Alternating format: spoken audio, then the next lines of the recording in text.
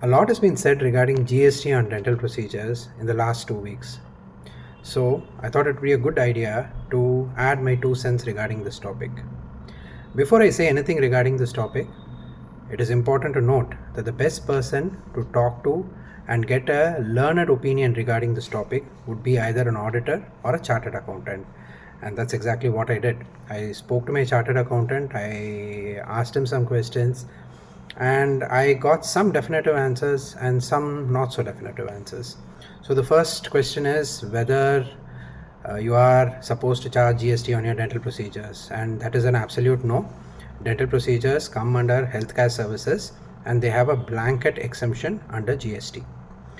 Now the second question is, are there certain procedures which are chargeable under GST? And there is an yes and no for this question, because it depends upon the purpose for which you are doing this procedure.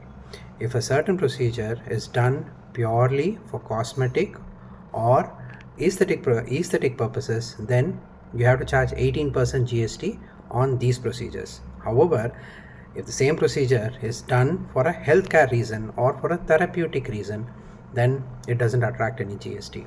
Now, who defines what is therapeutic and what is aesthetic is quite nebulous, and I really don't have any answer regarding this. The second question is regarding input tax credit. Now, what is input tax credit?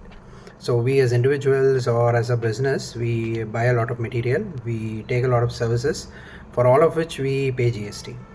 Now, say we are doing procedures for which we charge GST and we have to pay the same GST to the government. Now, the actual GST we have to pay is the GST that we have charged the patient minus the GST we have already paid for the services and the materials that we have bought. My third question was regarding how often do we have to file GST, and the answer for this question was, depending on the revenue that we make, it is either on a monthly basis or once every quarter.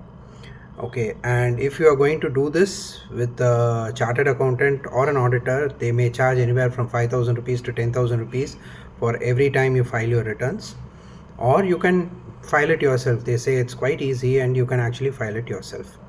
My fourth question on this topic was regarding the 20 lakh cumulative taxable income limit up to which you are exempt from GST. Now, the wording 20 lakhs of cumulative taxable income. Now, what does this wording mean? And for this I did not get a definite answer. My exact question was, taxable under what? Is it under income tax or under GST?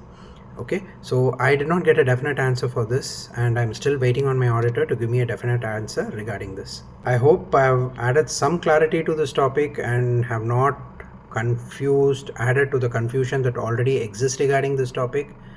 But if you want more clarity, the best person, again I mention it, to talk to is either a chartered accountant or an auditor.